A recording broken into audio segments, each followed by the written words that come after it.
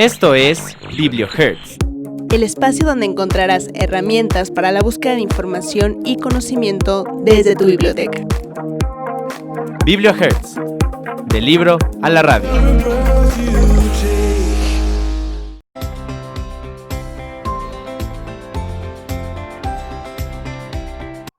Hola, muy buenas tardes, son las 12 en punto, martes 29 de septiembre, el último programa de septiembre. Estoy muy contenta, soy Gaby Quiroz, los saludo con mucho gusto a los que nos están sintonizando en este momento y los que no, rápidamente vengan para acá, ya son las 12, su programa BiblioHertz. ¿Cómo estás, Sam? Buenas tardes. Sabi, buenas tardes.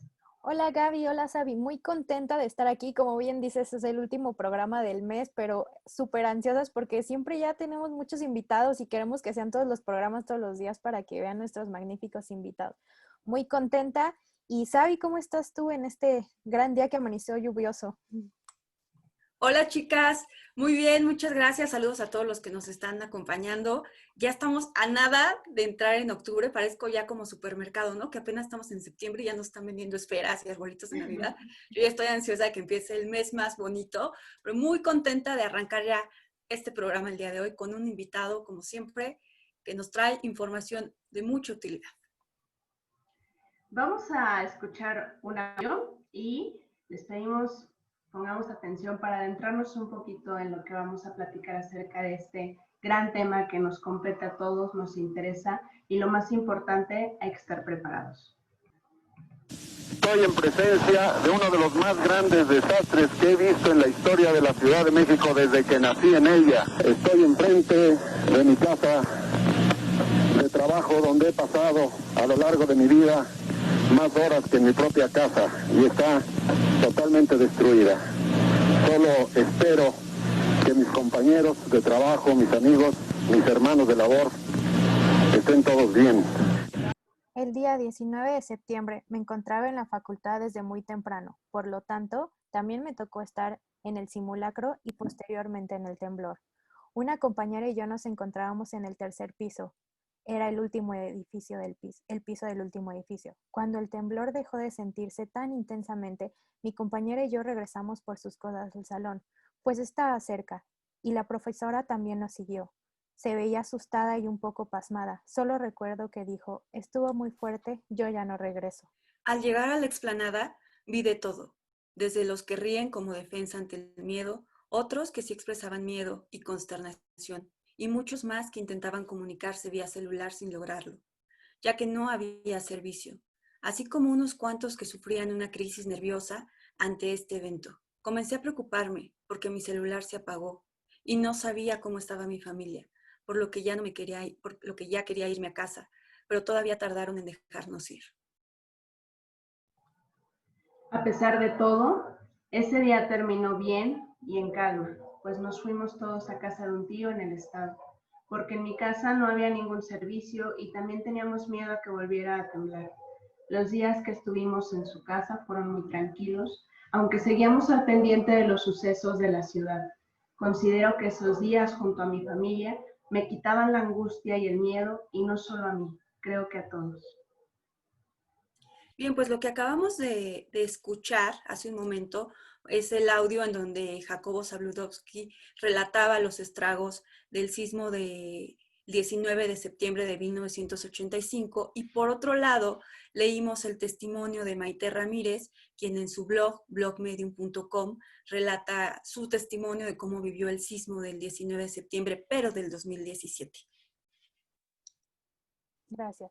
Es muy importante que escuchemos esto y no sea que estemos preocupados o ansiosos, es más a reflexionar, es más a entender y poder comprender la importancia de esto y aprender qué es lo que podemos hacer o qué podemos conocer y mejorar para futuros problemas que en algún momento puede que vuelva a temblar.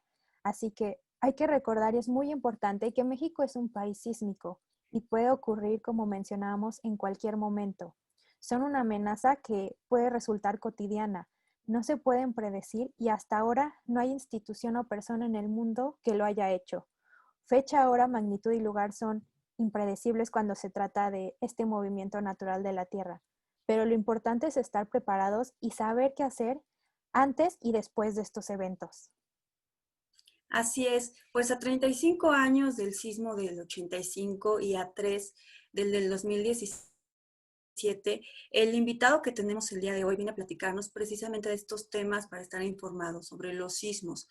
Y nos gustaría conocer su opinión, conocer su testimonio de alguna forma, cómo esto los ha hecho que reaccionen muchísimo mejor y que estemos muchísimo más preparados. ¿Cómo nos estamos informando? Es básicamente lo que queremos saber. Y para ello, pues ya saben que pueden hacerlo a través de nuestro WhatsApp 5610084243. Y vamos a hablar de este tema que nos compete a todos, a todos nos compete estar informados. Y para ello vamos a hablar con un experto en este tema.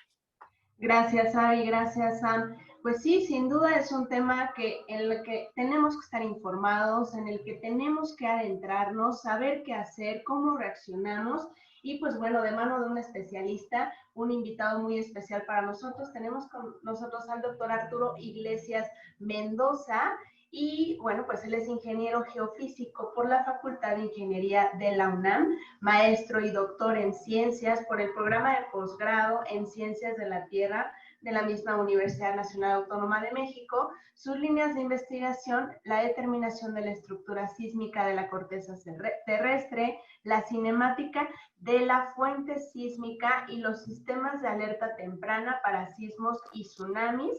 Y bueno, ha participado en conferencias y debates en diversos lugares, no solamente en México, sino Madrid, Japón, Colombia, Haití, Chile, entre otros. Doctor, muy buenas tardes. Bienvenido a BiblioHertz. Muchas gracias por la invitación. Encantado de estar con ustedes.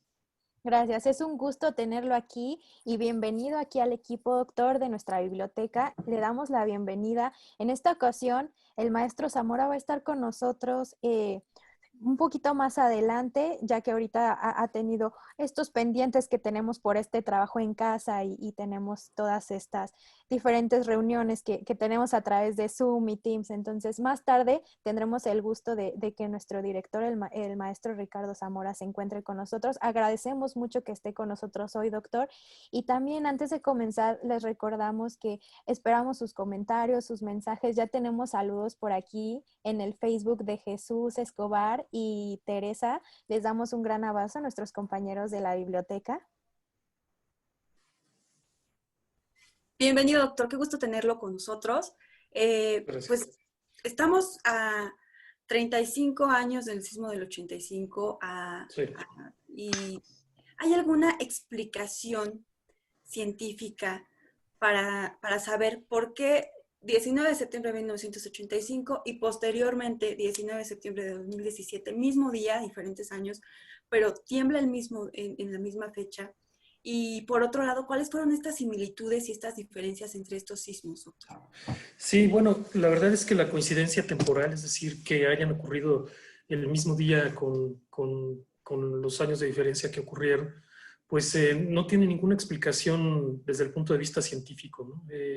Digamos, con lo que sabemos no podríamos para nada decir que hay una temporalidad de cierto número de años para el mismo día, ¿no? Entonces, la verdad es que es una gran coincidencia, ¿no? Digamos, la probabilidad en términos generales de que ocurra un temblor un día del año al azar, pues es la misma para cada uno de los días del año. Eso sí se puede demostrar que no hay un sesgo, por ejemplo, de que haya más temblores especialmente grandes en algún mes del año o en alguna época del año. Si uno ve, por ejemplo, el catálogo de sismos grandes del siglo XX y de lo que va de este siglo, pues uno puede notar que hay sismos grandes, algunos de ellos destructivos, en cada uno de los meses del año. Así es, en cada uno de ellos, a veces más de uno, y no hay una preferencia especial para un mes en particular, ¿no? Ahora, lo que ha pasado recientemente es que se ha hablado de que estadísticamente parece temblar más en septiembre. Digamos, es un muy buen es una muy buena muestra de que la estadística, si no se utiliza de manera adecuada, da estos resultados que aparentemente son fuertes, tienen validez científica, pero que en el fondo no. Y voy a tratar de explicar por qué. El sismo del 7 de septiembre del 2017, no el del 19, sino el 7 de septiembre del 2017 que ocurrió en el Istmo de Tehuantepec, tuvo un número muy importante de réplicas a lo largo de ese mes. De tal manera que si uno toma los últimos 10 años, por ejemplo, hay un sesgo muy grande por las réplicas del sismo de Tehuantepec, pero no porque históricamente tiemble más en septiembre en general, ¿no? Sino simplemente por las réplicas del sismo de Tehuantepec. Entonces, cuando se hacen estadísticas serias de la ocurrencia de temblores grandes, se hace algo que se llama el desclustering, ¿no? O el declustering, ¿no? Que es quitar, por ejemplo, las réplicas de los sismos grandes porque esos no entran, digamos, en la estadística para establecer la estadística general de los sismos. Ahora, bueno, entonces con respecto de la ocurrencia del 19 de septiembre del 2017 y del 85, pues es lo que se puede decir. No hay ninguna relación entre ellos, desde luego, ni se puede explicar temporalmente por qué ocurrieron los dos en el mismo día, ¿no? Bueno, más allá de eso, resulta que los dos sismos, el del 2017 y el de 1985, fueron en realidad sismos muy diferentes. Nosotros, digamos, en confianza, cuando hablamos con los colegas, decimos que son como animales diferentes, ¿no? Casi los queremos como veterinarios, ¿no? Y son animales muy diferentes porque el sismo del 85 fue un sismo que ocurrió realmente lejos de la Ciudad de México, fue un sismo que ocurrió alrededor de 400 kilómetros de la Ciudad de México, más de 400 kilómetros. Su epicentro en realidad ocurrió en la costa de Michoacán, el estado de Michoacán, y fue un sismo de magnitud muy grande, fue un sismo que se ha estimado de magnitud 8 y 8 punto algo, 8.0 algo, no da 8.1, pero 8.0 algo, un poquito más grande que 8.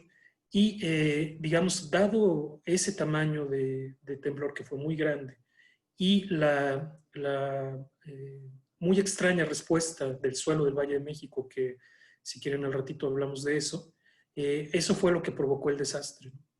En cambio, el sismo del 2017, que es muy diferente, como les digo, es otro animal, fue un sismo mucho más pequeño, fue un sismo de magnitud 7.1, pero ocurrió mucho más cerca de la Ciudad de México. Como sabemos, pues seguramente ustedes lo saben, el epicentro se localizó muy cerca de los límites entre los estados, del límite entre los estados de Puebla y el estado de Morelos.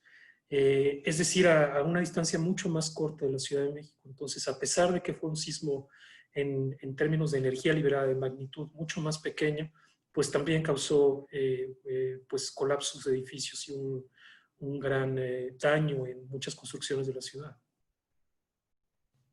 Doctor, sin duda los sismos del 19, tanto el 85 como el 2017, han puesto a prueba nuestra fortaleza no solo como ciudad, sino también como personas, y han marcado generaciones y seguirán marcando generaciones porque no va a dejar de temblar, eso es un hecho. Era las 7:19 de 1985, doctor. ¿Dónde se encontraba usted?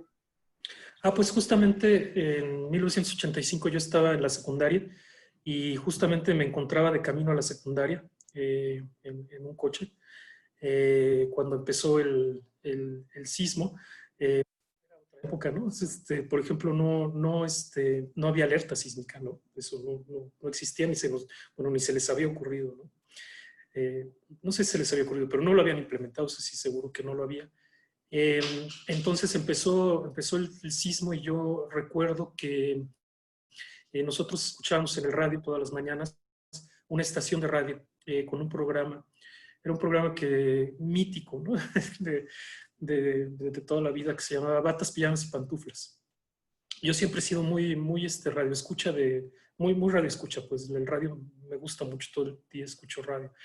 Y desde entonces escuchábamos esta estación de radio y recuerdo que era una estación entre como de variedad, pero era como cómica, digamos. Eran 3 comentaristas famosos en aquella época. Y empezó el temblor y pues eran graciosos y empezaron a hacer bromas. Y la historia es triste porque desafortunadamente esa estación de radio colapsó. Ellos 3 murieron ahí. Uno de los sobrevivientes de esa estación es Pedro Ferriz de Cons, si no me equivoco, que también, que era pues, mucho más joven en ese momento, pero que también trabajaba en esa estación. Y él fue afortunadamente un sobreviviente de ese edificio en particular. La verdad es que en mi entorno, bueno, eso de que se cayó la estación nunca lo supimos hasta después, ¿no? Simplemente se fue del aire. Y, pues, no. Y cuando llegamos a donde yo estudiaba, era la secundaria 35 en Coyoacán, pues la secundaria tenía daños, y no graves, pero sí daños.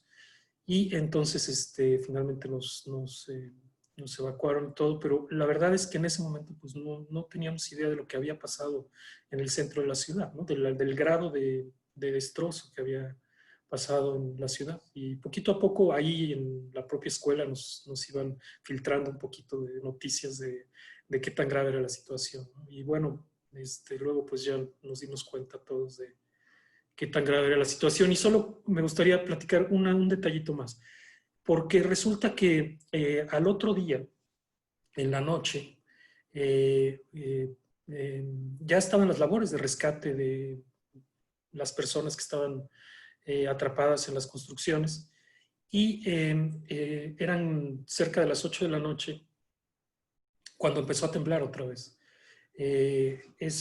Fue un sismo de magnitud 7.6, si no me equivoco, que es muy grande, y fue también un sismo muy intenso, o sea, se sintió muy fuerte, ¿no? Solo grande en magnitud, sino también muy intenso.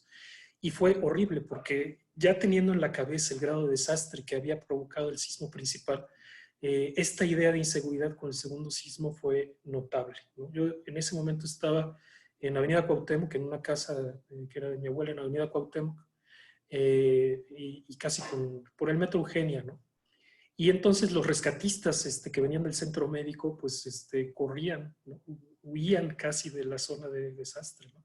En el segundo temblor, ¿no? Fue muy impresionante también las dos experiencias, ¿no? A veces se olvida el sismo siguiente, pero también fue muy, muy impresionante. Gracias, doctor. Sin duda es muy bueno recordarlo y saber qué estábamos haciendo en ese momento.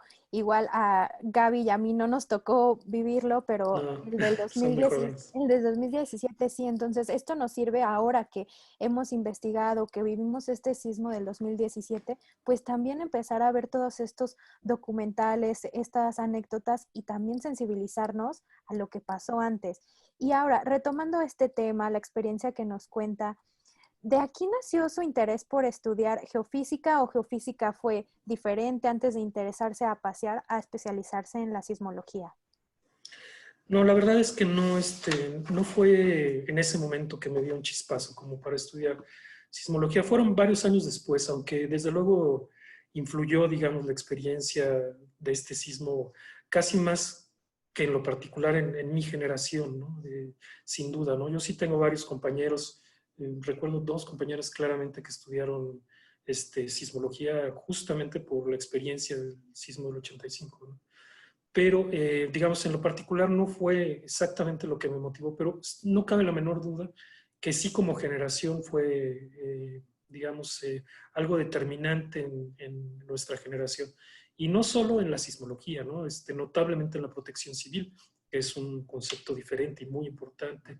Y en otros aspectos, la sociedad nunca fue igual. Creo que para bien, ¿no? Digamos, después de este desastre, esto que ahora se llama muy claramente resiliencia, ¿no? Que es la capacidad de sobreponerse al desastre, creo que creo, no soy especialista en ello, pero creo que la ciudad mexicana tiene esa capacidad, o la ciudad de esta ciudad al menos, esa capacidad de resiliencia muy notable, de sobreponerse a eso y de darle la vuelta. Ojalá que con esto de la pandemia también pase, ¿no? Muy pronto. Doctor Iglesias, pues siempre está la incertidumbre de los temblores, siempre un temblor va a ser sorpresivo para todos, por más preparados que estemos, siempre va a ser de una forma sorpresiva, pero ¿por qué tiembla en la Ciudad de México o en México? ¿Y por qué se dice que México es tan propenso a los temblores? ¿Qué pasa ahí científicamente hablando? Sí. Pues digamos son 2 condiciones que se conjuntan, ¿no? Específicamente en la Ciudad de México, en lo que le dicen el Valle de México, digamos, la verdad es que no hay tantos sismos. Hay algunos sismos, pero son muy pequeños. Es decir, que sismos que se localicen en la Ciudad de México, ¿no? Cuyo epicentro uno pueda decir, pues está en la delegación Álvaro Obregón, está en la delegación Miguel Hidalgo. Sí hay algunos, ¿no? El año pasado, por ejemplo, hubo uno bastante intenso en la Miguel Hidalgo, ¿no? No muy grande en magnitud, pero sí se sintió muy fuerte localmente, ¿no? Entonces, en el Valle de México no ocurren muchos sismos, aunque sí ocurren y pueden seguir ocurriendo. Pero el problema es que los sismos que ocurren, digamos, en otras partes del país, pues pueden afectar esta ciudad, ¿no? Y notablemente los sismos que ocurren en la costa del Pacífico, digamos, en la costa de Guerrero, notablemente, en la costa de Oaxaca un poco menos, pero también, y en la costa de Michoacán, claramente, ¿no? Son sismos que pueden provocar muchos daños en la Ciudad de México. Entonces, a pesar de que son sismos no tan cercanos, resulta que las ondas sísmicas que se propagan desde el epicentro hasta distancias muy grandes, pues normalmente esas ondas se van atenuando con la distancia. Y si uno está más lejos del sismo, un poco como la luz, ¿no? Si uno está más lejos de la fuente de la luz, pues ve menos la luz, ¿no? Y así ocurre casi siempre, que cuando uno está más lejos del epicentro, pues las ondas tienen una amplitud más chiquita, están más atenuadas. Pero resulta que el Valle de México, esta ciudad en la que vivimos, pues se construyó en lo que fue un lago, ¿no? Todos lo sabemos. Y el subsuelo de ese lago, de gran parte de ese lago, está constituido de unos materiales muy finos que se llaman arcillas, de tamaños muy finos, que además tienen mucha agua. Y esas arcillas saturadas de agua lo que hacen, paradójicamente, es amplificar las ondas sísmicas. Entonces, a pesar de que estamos lejos de las fuentes de ese tipo de temblores, las ondas sísmicas se amplifican de manera muy notable, muy notable. Digamos, es uno de los casos muy notables a lo largo del mundo de amplificación de ondas sísmicas. No es el único caso, pero sí es uno donde notablemente ocurre este fenómeno de la amplificación. Entonces, bueno, pues es algo con lo que además de los temblores tenemos que lidiar, que es la amplificación. Pero paradójicamente, esa distancia con respecto de las fuentes de los temblores, lo que nos permite tener es un sistema de alerta temprana que también es casi único en el mundo, porque nos permite tener mucho tiempo, entre comillas mucho tiempo, antes de alerta, antes de que ocurran estos movimientos fuertes en la Ciudad de México. Entonces, es una aparente contradicción, ¿no? O sea, tenemos este fenómeno de amplificación que es muy malo para nosotros. Pero por otro lado, digamos, el que estén los temblores muy grandes lejos, o gran parte de ellos estén lejos, nos permite tener este sistema de alerta temprana a veces con 1 minuto de ventaja. Perfecto, doctor. Y yo hace un momento que decía de los daños y los estragos que se generaron en estos sismos, yo creo que las redes sociales jugaron un papel importante en para dimensionar todos los daños, ¿no? No sé si fue algo bueno o malo que en ese entonces, en el 85, no existieran, porque de alguna forma pues no se enteraba uno con la inmediatez que tienen las redes sociales, pero ahora de alguna forma sirvieron para incluso la localización de varios familiares que se perdió de alguna forma la comunicación, ahí sirvió.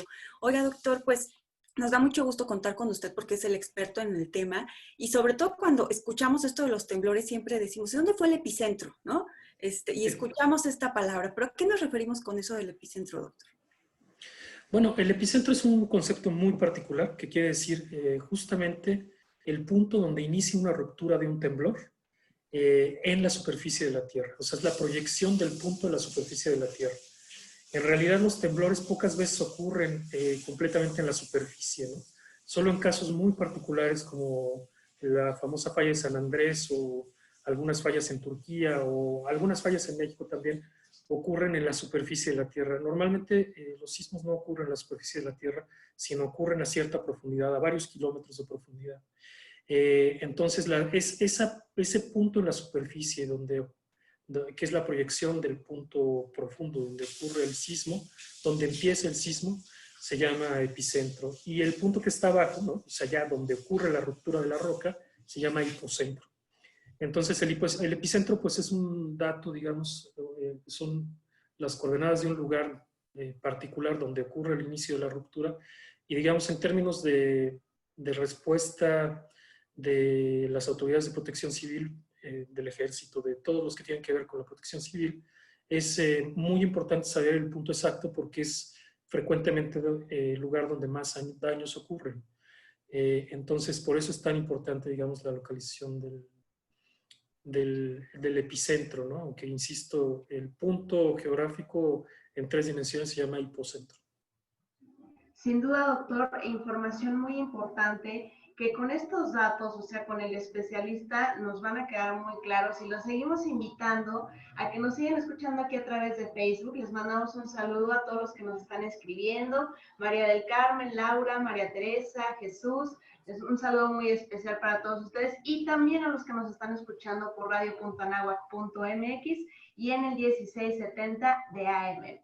Doctor Arturo, ¿qué nos podría compartir acerca de lo que ha pasado con los sismos en México después de 3 años que vivimos este sismo del 2017? ¿Cómo se ha venido visualizando, proyectando diferencias o posiblemente, digo, hace 2 meses aproximadamente tuvimos un temblor también aquí en 3 semanas que nos puso a todos que estábamos en clase en línea, de repente escuchamos la alerta y nos puso pues muy atentos, ¿no?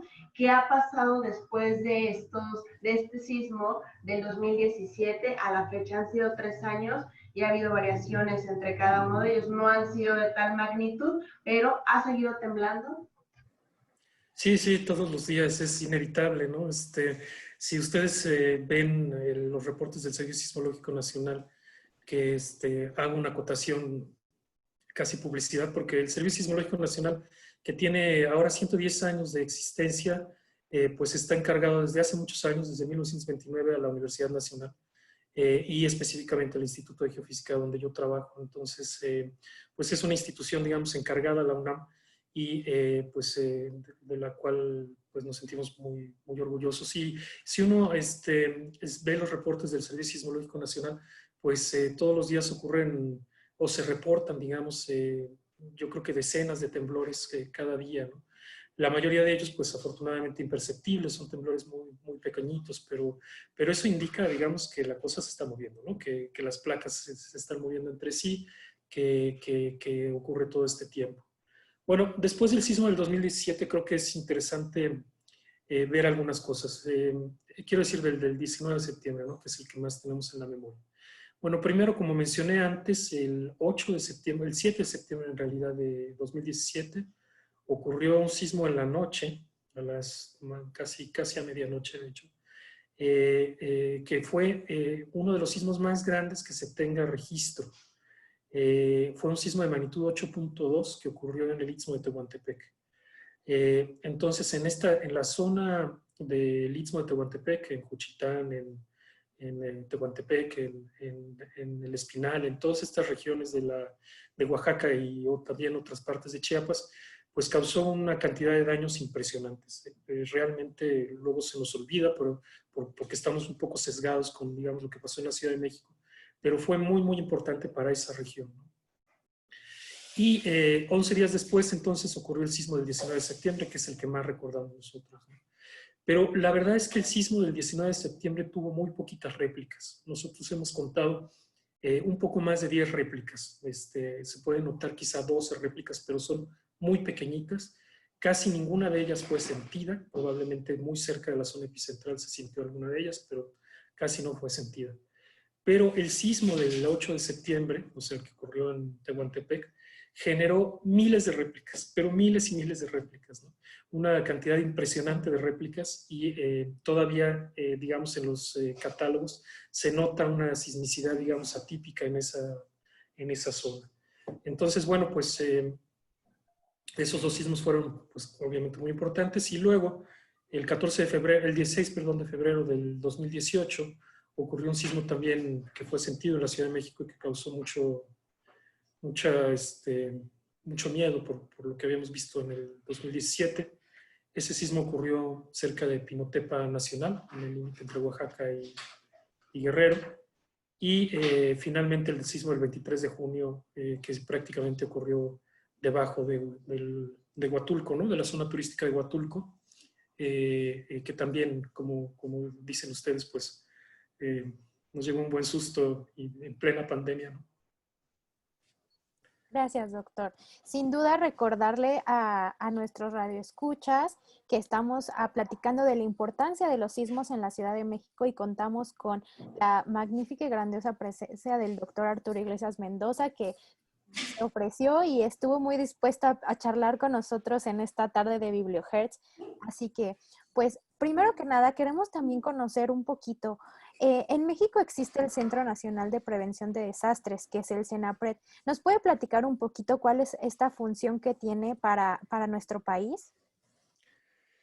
Sí, sí, con mucho gusto. Digo, no conozco tan a fondo el CENAPRED, pero con mucho gusto sí, en general sí. El CENAPRED en realidad tiene una historia muy interesante porque justamente se deriva de la cooperación internacional entre Japón y México, derivada del sismo de 1985. Entonces, después del sismo de 1985, la respuesta internacional para apoyar a México fue en muchos ámbitos, ¿no? Y entre ellos fue justamente en la cooperación científica, ¿no? Y tecnológica. Y entonces con un proyecto de cooperación internacional entre Japón y México se pensó en este Centro Nacional de Prevención de Desastres. Originalmente el Centro Nacional de Prevención de Desastres pues tenía un vínculo muy fuerte con algunas agencias de cooperación internacional científica de Japón. Y esa vocación tenía, ¿no? Una vocación de investigación y de desarrollo en términos de prevención de desastres. Una de las, digamos, más allá de la instalación propia del CENAPRED y luego lo que ha derivado del CENAPRED, una de las grandes joyas con las que vino el CENAPRED fue con algunos investigadores japoneses que pasaron algunos años en México estudiando el tema, ¿no? De desastres, ¿no? Algunos vulcanólogos inclusive, y un sismólogo que fue uno de mis profesores que pues yo siempre agradezco mucho su presencia en México, ¿no? El profesor Takeshi Mikumo, que fue un profesor que se jubiló en la Universidad de Kioto hace muchos años y luego vino a México y estuvo como 14 años y se volvió a jubilar ahora en la UNAM, ¿no? Y él ahora vive otra vez en Kioto, pero bueno, pues lo recordamos con mucho gusto al profesor Mikumo. Y bueno, fue una de las cosas, una de las, digamos, de las joyas que trajo CENAPRED. Bueno, CENAPRED tenía esta vocación muy cercana también a la UNAM. De hecho, CENAPRED está físicamente está muy pegadito a la Universidad Nacional. No sé si saben dónde está CENAPRED. Está ahí muy cerca del Metro Universidad, ¿no? La verdad es que el terreno donde se construyó el CENAPRED fue un terreno que la UNAM dio en comodato, en préstamo, digamos, para la instalación del Centro Nacional de Prevención de Desastres. Y bueno, actualmente el CENAPRED pues tiene esta, digamos, vocación de estudiar los fenómenos naturales y también otros fenómenos, ¿no? Como prevención de desastres químicos y demás. Pero ahora, digamos, está como incorporado hasta hace muy poquito a la Secretaría de Gobernación y ahora a la Secretaría de Seguridad Pública. Y pues es, digamos, como el organismo técnico rector, no es exactamente el rector, pero técnico rector de la gestión de la prevención de desastres en México. Entonces su labor pues es muy, muy importante en muchos aspectos. Específicamente, ellos, por ejemplo, llevan el monitoreo del volcán Popocatépetl junto con el Instituto de Geofísica, que también tenemos parte del monitoreo del volcán, pero ellos coordinan, digamos, ese monitoreo del volcán Popocatépetl y tienen pues esta vocación también de monitorear volcanes, por ejemplo, entre otras cosas. Es lo que conozco del CENAPRED. Doctor, el Servicio Sismológico Nacional ¿De qué se encarga exactamente? ¿Cuáles son sus tareas? Y también, por otro lado, este sería un referente para cuando queremos estar bien informados, porque escuchamos luego un mar de información, pero poca de esta información a veces es confiable. ¿Cuenta con una página para poder ahí encontrar información? Sí, el Servicio Sismológico Nacional está encargado desde 1910, se fundó el 5 de septiembre de 1910. Está encargado desde entonces de informar de manera oficial justamente la localización y magnitud de los sismos que ocurren en el territorio nacional. Digamos, en 1910 se instaló la primera red de estaciones sismológicas nacional a lo largo del territorio mexicano. Era un proyecto pues muy interesante, muy ambicioso, que se encontró con la revolución, ¿no? Y entonces los primeros años fueron muy difíciles para el Servicio Sismológico Nacional, como para muchas otras cosas en el país, desde luego. Pero digamos, acabada la revolución, fue una de las instituciones que fueron fundadas en el Porfiriato, pero que digamos, se respetaron, se reconocieron como valiosas, ¿no? Y en 1929, cuando la Universidad Nacional se vuelve autónoma, porque hasta ese momento no era autónoma, sino hasta el 29, entonces el Instituto de Geología en ese momento se pasa a formar parte de la UNAM. Digamos que el gobierno, el Estado, le otorga la autonomía a la universidad y le dice, bueno, pero te voy a dar unos regalitos además, que es el Observatorio Astronómico Nacional, el Instituto Geológico Nacional en ese momento, y junto con el Instituto Geológico Nacional, Servicio Sismológico Nacional. Y luego, unos años después, a finales de los 40, se funda el Instituto de Geofísica y el Servicio Sismológico Nacional se incorpora al Instituto de Geofísica, donde actualmente está ahora. Físicamente, el Servicio Sismológico Nacional, el centro de operaciones inició en un pueblo, en aquella época, en 1910, que se llamaba Tacubaya. Era un pueblo. Entonces les parecía muy conveniente porque era un pueblo alejado del centro de la ciudad. Entonces, para una estación sismológica parecía muy conveniente tener la estación no donde está todo el movimiento, ¿no? Todo el barullo, ¿no? Sino en un pueblo. Pero bueno, pues el pueblo de Tacubaya pues hoy en día está casi en el centro de la ciudad. Pero la estación central ahí empezó a registrar y a copiarse los datos. Y en el 2010 pasó algo que creo que es muy relevante también, que es que esa estación central se pasó a convertir a un museo. Y hoy en día es el Museo de Geofísica, que es parte de la Universidad Nacional y que tiene una de las colecciones de instrumentos sismológicos más geofísicos en general.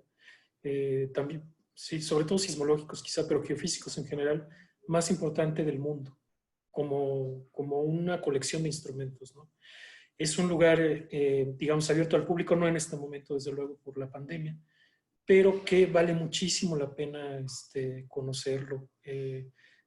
Sabe mucho a ciencia del siglo pasado, de principios del siglo pasado, sabe mucho de estas casi tareas titánicas de esos primeros científicos, o bueno, si no primeros, de esos científicos precursores de lo que hacemos ahora como ciencia. Entonces es un lugar muy, muy bonito,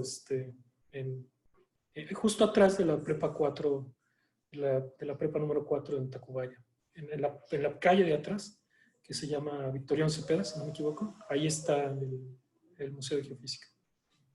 Una tarea importante para regresar cuando ya tengamos oportunidad de salir de casa, hay que ir al museo y revisar cómo era antes, ¿no? Estamos hablando que tiene más de 100 años esta investigación y la profundización de todo esto. Y pues bueno, tenemos aquí, como les habíamos compartido, la presencia de nuestro director, el maestro Ricardo Zamora, está con nosotros. Bienvenido, maestro, muchas gracias por venir aquí al programa también con nosotros a compartir un poco. Entonces, pues, doctor, mencionó hace un momento que la alarma, la alerta sísmica, esta red de alerta sísmica nos da como un tiempo para decir, ok, tengo que actuar. Tenemos 60 segundos en el mejor de los casos, ¿no? Suena la alerta 60 segundos antes. Y estas son medidas que ha tomado nuestro país. A nivel internacional existen algunas otras medidas que también, respecto a la que nosotros tenemos hoy con la alerta sísmica, se puedan prevenir o considerar medidas preventivas para poder estar atentos a la llegada de un sismo. Sí, sí, desde luego que sí. Bueno, primero, pues reiterar el agradecimiento a la invitación y pues maestro Zamora, pues un placer estar aquí con todos ustedes.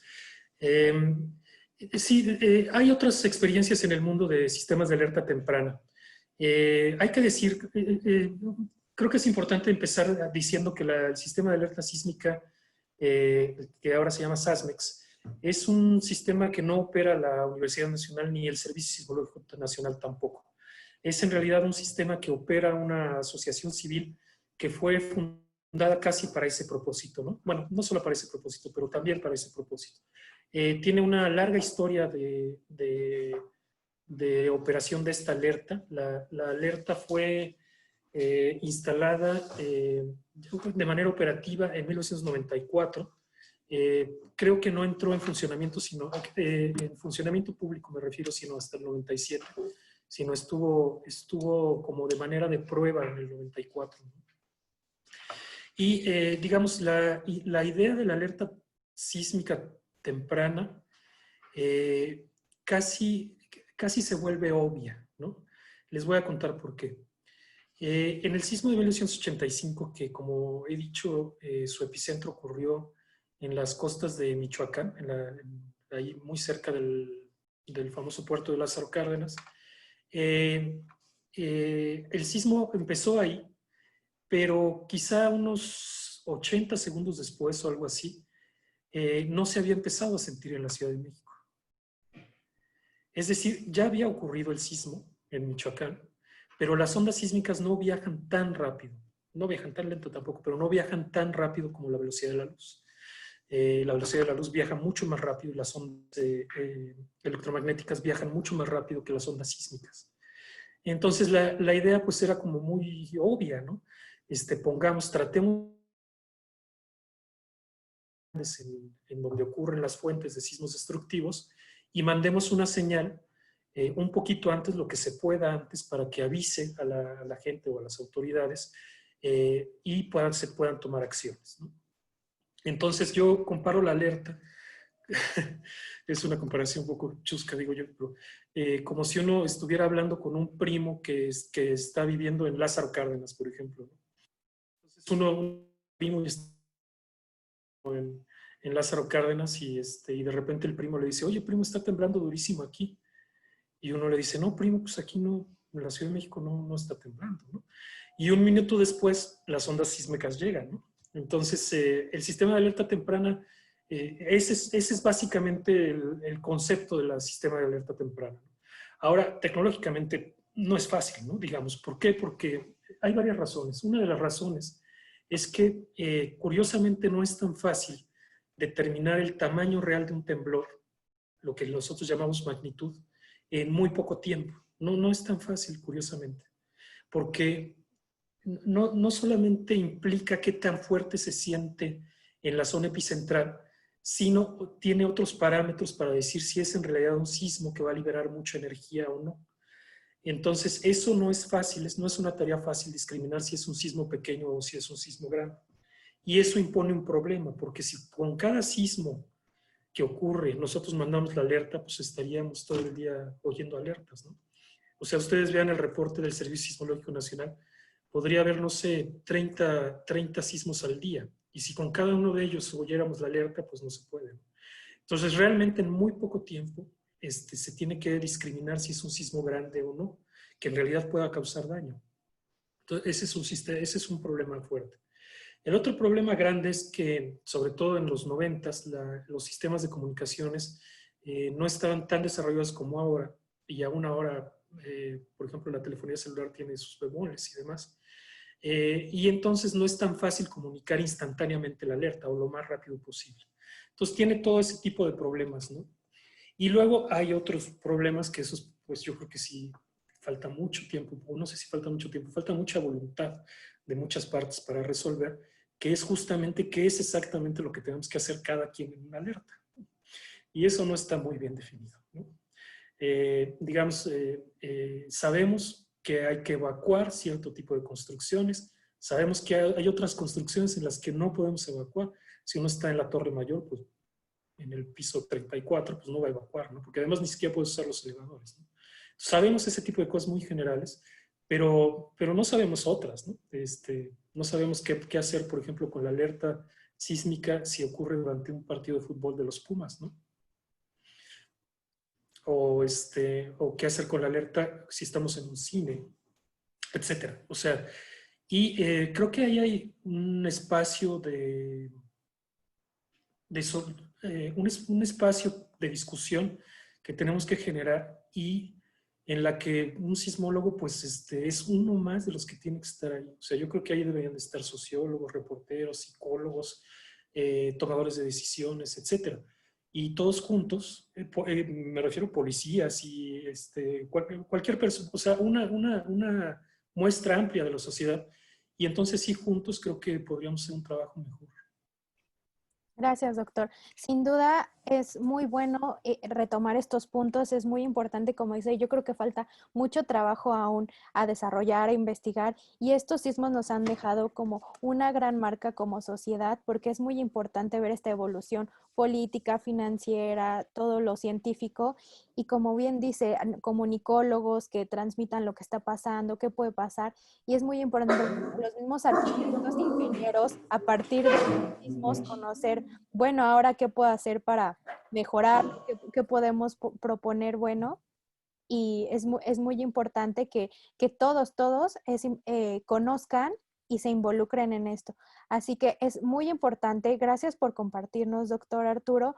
Ahora queremos que el maestro nos platique un poco también cuál es su opinión, él también que pudo vivir los sismos y contarnos un poco acerca de esto. Doctor, primero que nada, muchas gracias por estar con nosotros. Le damos la bienvenida. No, estoy fuera de tiempo, pero usted sabe cómo en las cosas Dios no pone, Dios dispone, y viene el director y nos pone el acuerdo a la hora que uno no esperaba. Pero bueno, estamos en cierre presupuestal y son reuniones que estamos teniendo acá, pero la verdad es que vamos adelante con esto. Bienvenido, muchísimas gracias por compartir sus conocimientos de su tiempo. Pues sí, efectivamente, como dice Sam, ya me tocó el del 85, me tocó ahora, obviamente, el reciente, pero tiene toda la razón. Yo creo que cada uno debe de construirse qué es lo que tengo que hacer y cómo tendría que reaccionar en cada caso, ¿no? Me tocó, este último me tocó en nuestro campus sur. Estábamos en una junta, yo estaba sentado lo más lejos de la puerta.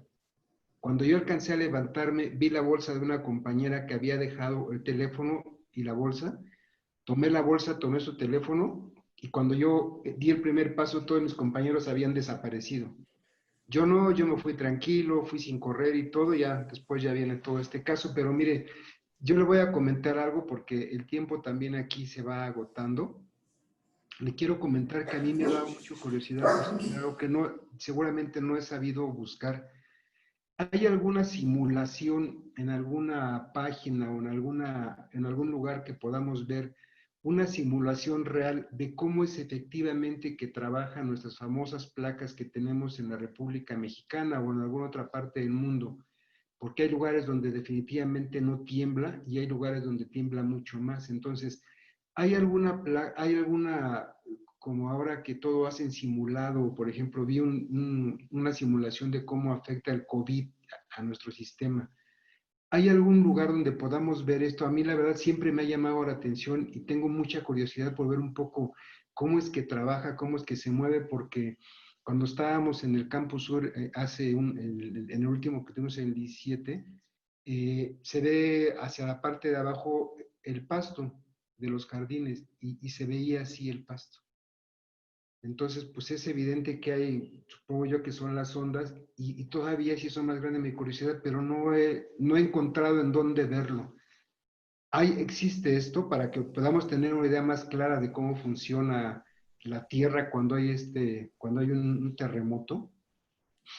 Sí, no, pues otra vez muchas gracias, maestro Zamora. Sí, desde luego, sí hay simulaciones.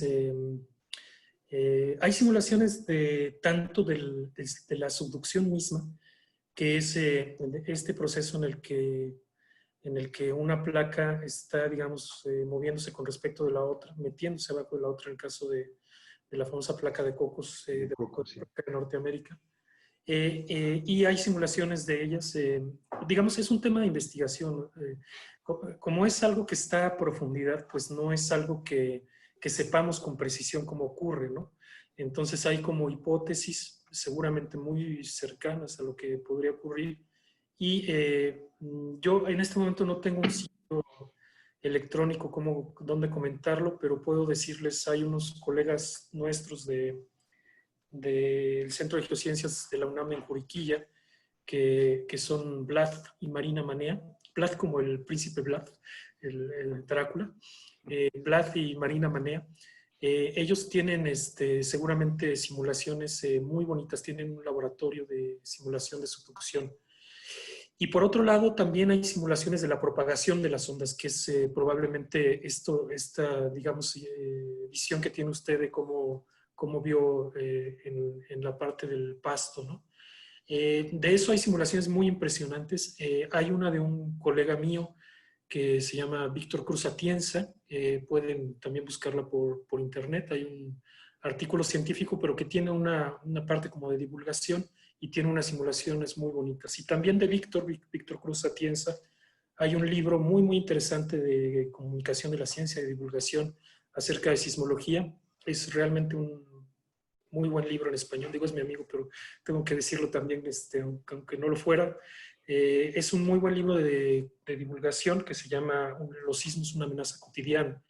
Ahí tiene unos elementos, digamos, con estas cosas de lectores de códigos de barra y eso, que lo llevan a uno a unas simulaciones justamente de propagación de ondas. Así es que, claro, y en la red hay muchos más de todas partes del mundo, Claro. pero estos se los recomiendo mucho. Si después nos pudiera mandar las ligas, Sí, cómo no, con mucho gusto. Sí. podemos después ya subirlas a las redes sociales del programa, porque seguramente estas inquietudes no son solamente mías ni de nuestras compañeras, sino yo creo que es una cosa que quisiera uno aprender más, como aquel famoso tema de estos huecos que se forman en el interior del subsuelo por la extracción del agua, ¿no? Que yo pensaría que se rellenan en época de lluvias, pero parece ser que no es así. Entonces, pues también es otra curiosidad que yo tengo. Si estamos sacando tanta agua, pues es evidente que están formando tipo cavernas adentro del subsuelo y que cuando llega un golpe de un movimiento de la Tierra, pues no encuentra más que eco y entonces no hay un agua que medie el golpe, sino que es ahora sí que tierra contra tierra o roca contra roca, si es el caso, ¿no? No sé qué tan cierto sea eso, qué tan correcto sea esta percepción. Bueno, desde luego, digamos, la extracción intensiva de agua en los acuíferos y notablemente en el Valle de México cambia las condiciones del subsuelo, sin duda, ¿no? Lo que pasa es que no es tan fácil de predecir en qué dirección. Es decir, no es tan fácil decir, por ejemplo, si la extracción intensiva aumenta o disminuye, por ejemplo, el peligro asociado a sismos, ¿no? Entonces se sabe, por ejemplo, que algo que se llama el periodo natural de vibración del terreno ha cambiado con el tiempo por la extracción de agua en el subsuelo de la Ciudad de México. Pero, digamos, no es tan claro que eso sea del todo malo en el términos de la amplificación, por ejemplo, de las ondas sísmicas, ¿no? Ahora, las grandes cavernas, como usted menciona, digo, yo no soy especialista en ello, pero las grandes cavernas, como usted menciona, que se forman especialmente aquí en el poniente, ¿no? De la Ciudad de México, por ejemplo, en la delegación Álvaro Obregón, o inclusive allá por Tláhuac, aquí San Lorenzo y estas zonas. Son por socavación misma del agua que por fugas o por filtraciones del agua de lluvia se van haciendo estos grandes huecos, ¿no? Y claro, en un sismo, pues a lo mejor no creo que sea ya algo que se haya notado frecuentemente, pero no dudo que el propio pavimento, por ejemplo, pues pueda fracturarse debido a un sismo porque no tiene el sustento de la roca abajo, ¿no? O del suelo abajo. Entonces, bueno, claro que toda la actividad antropogénica, especialmente la que no se planea, tiene un costo en términos del medio ambiente, ¿no? Eso es una regla, ¿no? Cabe la menor duda. Doctor, pues solamente yo voy a dejar ya en manos de las que dirigen el programa el cierre del mismo, pero le quiero comentar y agradecer a nombre de todo el público de a pie, como somos nosotros, todo el trabajo, toda la investigación y todo lo que ustedes hacen, porque ahora se habla mucho, por ejemplo, de todo el personal médico que están siendo verdaderos héroes de cara a esto que estamos viviendo, pero hay otros héroes que son como intangibles, como son el caso de ustedes, porque ustedes se meten y generan información que a nosotros nos deja un poco más tranquilos ante la certeza de lo que ustedes nos dan a conocer de cara a lo incierto que resulta todo esto, porque yo creo que la naturaleza pues se vale por ella misma y tiene sus propios medios, ¿no? Pero de verdad, doctor, yo creo que hago eco de miles de personas, millones de personas en el mundo que gracias a su labor también encuentran cierta paz porque nos tienen informados y tenemos en las manos, digamos, que las herramientas o los medios para poder reaccionar o para poder saber qué fue lo que pasó. Es un tema incierto, como incierta es la reacción de la naturaleza, pero ustedes le dan un nivel de solidez y de robustez a su conocimiento que nos comparten y que nos hacen sentirnos un poquito más tranquilos de estar enterados con esto. Le quiero comentar que normalmente si estuviéramos fuera de este periodo de contingencia, usted estaría en este momento en nuestra cabina de radio, muy bien acompañado por mis 3 compañeras, y le estaríamos entregando un pequeño presente que es un kit de cosas de la biblioteca que ahora no se lo podemos dar, y una constancia con la toma de una foto para la memoria que después le compartimos a usted para sus redes sociales. Pero dada la situación que estamos viviendo, ahora en este momento nuestra coordinadora del programa, que es la productora, la licenciada Nancy Medellín, está mandándole a su correo la constancia electrónica de su presencia en el programa, para el cual nos hemos sentido verdaderamente muy contentos. Yo estoy enterado de cómo se manejó el guión y la verdad es que estuvo usted mucho mejor acompañado con mis compañeras de lo que ha estado conmigo. Solamente aquí presente, le pido de nueva cuenta una disculpa, me habría encantado estar para recibirlo, para escuchar todo su programa, pero estoy seguro que estuvo a la altura de todo lo que ustedes, como científico, como una persona conocedora de su tema y sobre todo una persona que está con su trabajo ofreciendo la información adecuada a todas las personas que vivimos en una ciudad como la nuestra, quizá en algunos otros lugares de la República Mexicana que también han sido golpeados por esto. Entonces, bienvenido de nuevo, doctor. Muchas gracias por haber estado aquí. Le doy la bienvenida a la despedida. Esta es su casa siempre y ojalá que Dios nos permita pronto vernos de nueva cuenta para tener una segunda sesión de esto. Le está llegando la constancia a su correo y le cedo la palabra a mis compañeras para que despidan el programa y lo despidan también a usted. Gracias, doctor. Muchas gracias. Muchas gracias a todos ustedes. Doctora Iglesias, mil gracias por esa información tan útil que nos trajo. Ojalá podamos tenerlo nuevamente en el programa porque definitivamente son datos que a todo mundo nos interesa y nos deben de interesar estar informados. Y a todo nuestro público los invitamos a que sigan en nuestras redes sociales. Si se perdieron el inicio de este programa y quieren saber toda la información que nos trajo nuestro gran invitado, pues recuerden que pueden hacerlo a través de Facebook, de nuestro canal de YouTube, de radio.anahuac.mx. Enviamos saludos a todos los que nos sintonizaron por el 1670 AM. Agradecemos enormemente a nuestro gran invitado, el doctor Arturo Iglesias Mendoza, especialista en sismos. Él es de la UNAM. Y también invitamos a todos a que no se pierdan nuestro siguiente programa y agradecemos también enormemente a Nancy Medellín, nuestra gran productora, a todo el equipo de Radio Anáhuac y mil gracias nuevamente a nuestro invitado por traernos toda esta información. Chicas, tenemos que despedirnos. Un gusto estar con ustedes. Gracias, maestro Zamora, por habernos acompañado también. Muchas gracias. Gracias. Gracias. Nos vemos el próximo martes. Tenemos una cita.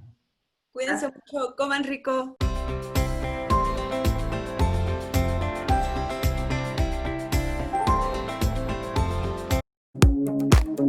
Gracias por acompañarnos. Esto fue Bibliohertz.